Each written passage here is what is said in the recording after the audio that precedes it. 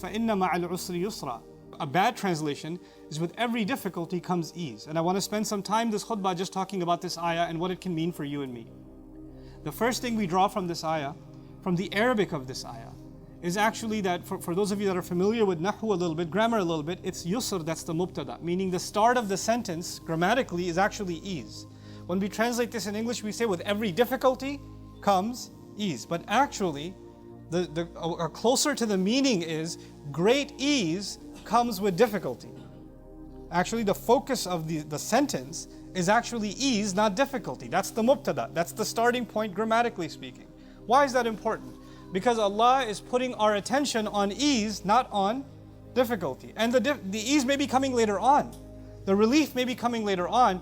But Allah wants you and me to focus on what is coming instead of what you're in right now. That Allah Azza wa Jal will see you through whatever it is that you're going through, and ease is definitely coming on its way. The second thing to note here is the word yusr is what's called nakira, meaning it's a'am wa ashmal wa a'zam wa akad, meaning difficulty. Everybody knows what difficulty is. Maybe it's financial difficulty, health difficulty, maybe it's psychological difficulty, emotional difficulty, maybe your difficulty is sitting next to you right now. I don't know. Everybody has some kind of difficulty in life. But those difficulties are very well known. And it's very specific. You know exactly what the problem is. You know exactly what the problem is. But Allah says the ease is much bigger than the difficulty. It's broader than the difficulty. It's also less known than the difficulty, meaning some ease will come, but you don't know how to recognize that ease. Everybody recognizes the problem, but not everybody will be able to recognize the solution. When Allah will give ease to you, you may not even see it as ease. Allah may bring relief to you, and you may not even recognize that Allah is bringing relief to you. And He will bring relief to you in ways that you know about, and then relief to you in ways that you didn't even think about, that you don't even know about, that's happening in the invisible world. That's happening in the ghaib. So, al-usr, inna ma'al usri, al-usr, the difficulty, meaning it's known, yusran. Yusra is nakira, it's not known. So it's a mystery to us, and that's an important thing because a lot of times people can focus on what they see, and what they see is the problem. And they cannot pay attention to what they cannot see. And Allah is telling you and me that there's always an invisible ease that's coming our way. That's always there. And so, from there, you find that the word inna in Arabic, which is translated certainly or for sure, actually inna is used by, it's described by people of the language as, harfun li izalat al-shak. It's there to remove doubt. It's there to remove doubt. Let me put it to you in a simple example. If you're having trouble of any kind, if you're having trouble at work, okay, or if you're having trouble with family, then somebody comes and tells you, man, that's not a real problem. And you say, no, definitely that's a big problem. I'm going through a really big problem. For sure, there's a problem. You have no doubts about the problem. But you know what you have doubts about? Whether or not this problem will ever go away. Whether there's going to be any ease coming, any solution coming. So human beings have certainty when it comes to the problem, but they have doubts when it comes to the solution. Easily we become hopeless. Easily we start thinking, man, this is always going to be this bad. It's never going to get any better. It's just never going to get any easier, is it? We tell ourselves this. So we are convinced far more of the negative and far less of the positive. What does Allah do in the ayah? Inna, the word that removes doubt. For sure, there is no doubt about it that ease comes with difficulty. Allah puts certainty not with difficulty. Allah puts certainty with the ease.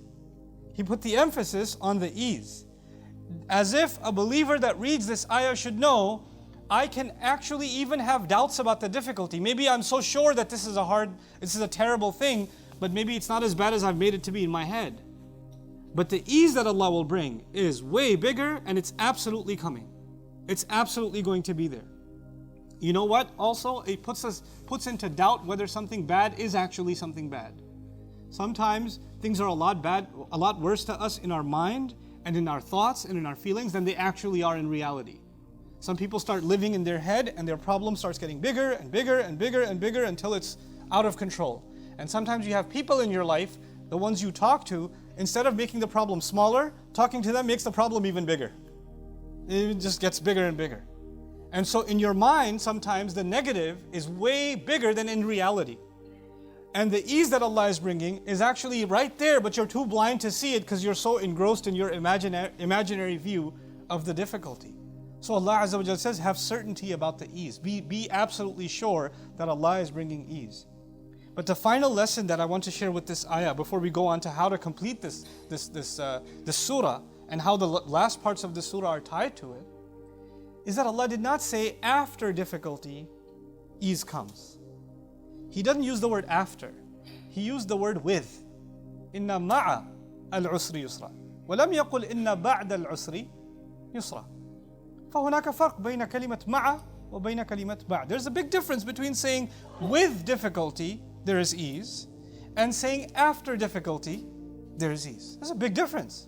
At least two differences in this khutbah I want to share with you. One difference is, maybe as you are going through a difficulty, that difficulty came with some other ease that you didn't even realize at the same time. Maybe as hard as this is, the alternative would have been much, much, much harder. Maybe one problem where one door closed was the only reason 5 other doors opened up. You see, that you didn't see it that way, but Allah Azza wa Jal designs sometimes that one problem actually creates 20 other solutions, countless other solutions. So this had to happen for those eases to come, for those eases to come. So this is part of Allah's design. We can't recognize it, but it's always there. In other words, my mindset is, yes, I'm going through this problem, but with this problem, Allah is creating ease in my life for sure, and I have to find where it is. The problem I can see, the solution I have to look and discover where it is. But every experience you and I have, that some of the most terrible experiences you and I will have in this life, where you will start asking yourself, why am I being put through this? Why is this happening to me? What did I do to deserve this? What good can come out of this? Every one of those experiences has some ease, some relief, some good that comes with it that we are becoming blind to see. But Allah says it's there, it's right, you don't have to wait for it afterwards, it's right there at the same time. It's right there at the same time. Inna ma'al usri yusra. But even beyond that, when you use the word with, what Allah is saying is that ease has been put with difficulty. Ease has been put with difficulty. Like He put the night with the day. Like He put the cloud with the rain. There are things that He put together. And in this life, what Allah decided to do is, if you and I want to experience ease, He designed it in a way that you first have to go through difficulty. And only by going through difficulty, with it will come the ease. And that's how He made all of life.